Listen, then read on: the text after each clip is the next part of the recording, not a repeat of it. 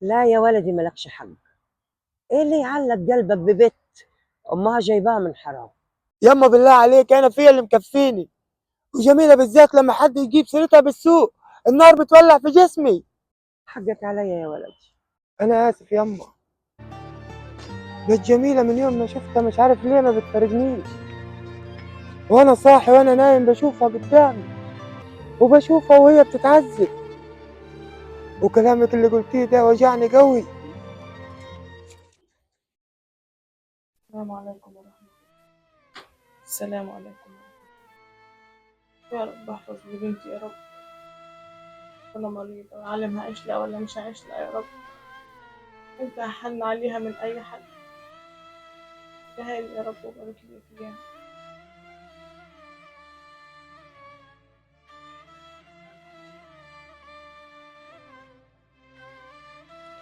كلها اسبوعين والجامع الشطه بإحسان بيه وتفتتحوا. يبقى دي احسن حاجه عملتها على روح الست اسراء. يا رب ربنا يسلم الامور يا رب. آمين يا رب. سام،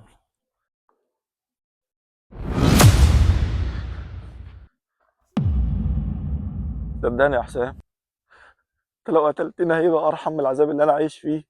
مراتك هي السبب، وهي اللي خلتني اقول كده، لان هي ما بتخلفش والعيب منها، وكانت خايفه ان انت تتجوز عليها او تطلقها. من الاخر مش هخبي عليك، الخلفه في حالتك مستحيل. دول 100,000 جنيه يا محمود، وفيهم شوية فكة للأولاد. بص عليهم ومتع عينك ممكن تهدى وتروق. وانا التحاليل اللي قدامي بتقول ان مفيش اي سبب يمنعك من الخلفه. انا اتسجنت واسمي اتشطب من النقابه، وعيالي ومراتي شافوني وانا في السجن. دمرت مستقبلي ودمرت مستقبل عيالي. انا عشت 6 سنين يا حسام، شفت فيهم الذل والويل، كنت بعدهم باليوم علشان اخرج. اجي لك استسمحك تسامحني، ابوس ايدك تسامحني. وانا جربت تأنيب الضمير، عشان كده مش هقتلك، ارموه بعيد عني.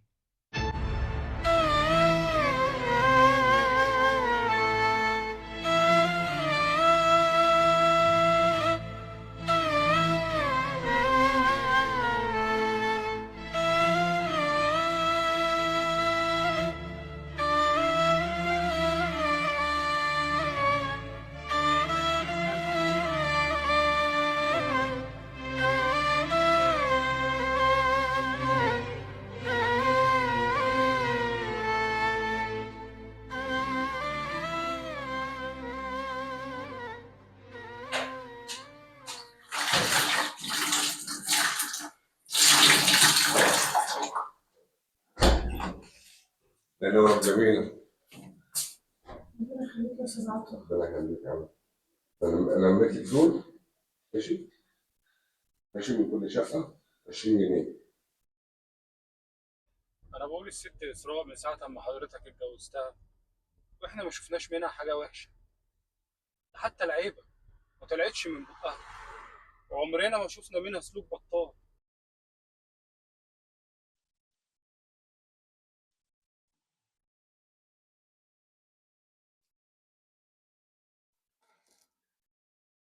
امي، ايه يما اللي مصحيك لغايه دلوقتي؟ ومين قال لك اني بنام يا ولدي؟ ليه؟ مالك كفل الشر؟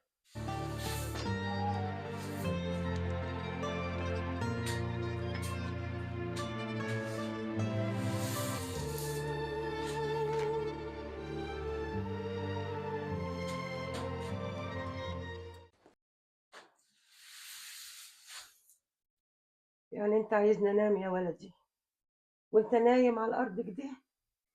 حرام عليك اللي عامله في نفسك. يما انا بقفل الاوضه على نفسي وانام عشان انت ما تشوفنيش، بس زهقت من الاوضه، مش طايقها، قلت انام شويه في الصاله هنا. انت ايه بس اللي طلعك من اوضتك؟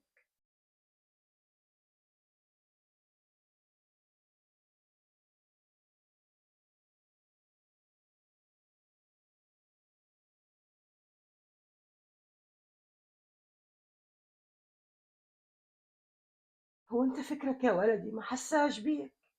انا كده مرتاح يما، نومة السرير بتوجعني وبتحرق قلبي. اوعى يما يكون العذاب اللي انا فيه واجعك. صدقيني دي الحاجة الوحيدة اللي بترضي ضميري وبتريحني على المر اللي انا فيه.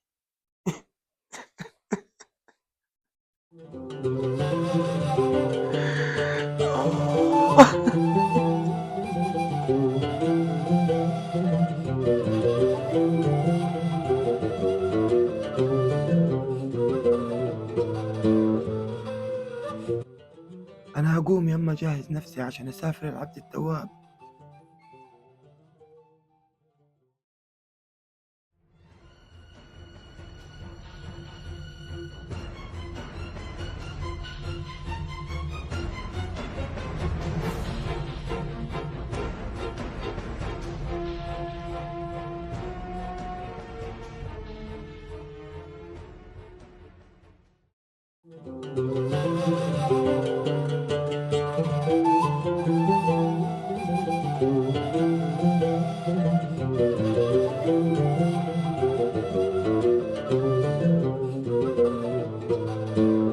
الست حالتها صعبة أوي يا حسام، أنا مش عايز أضغط عليها في الكلام. انا جاي من البلد مخصوص عشان خاطر مصلحتها هي والشعب والنواب، فالمفروض تكون متعاونة معايا. هي من يومين لما حست نفسها خلاص بتموت ادتني ظرف، وقالت لي الظرف ده مكتوب فيه اسم أبو جميلة وعنوانه. طب حلو قوي، هو ده اللي احنا عايزينه.